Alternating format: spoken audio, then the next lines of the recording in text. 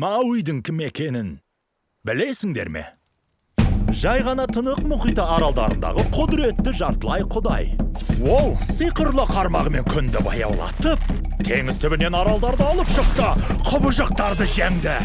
Мұны мен қайдан білем? Себебі мен Мауимін. Хей, менің кезегім келді. Таху! Тама, летама, летама, тоа! Ио! Уйо!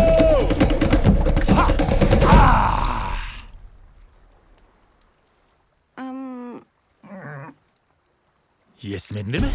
Рас па? Сен үшін жартылай құдай не істеу керек? Осы күзде шексіз мұхит шақырады. Мұзбикеш және жануарлар шаһары фильмдерінің өндірушілерінен.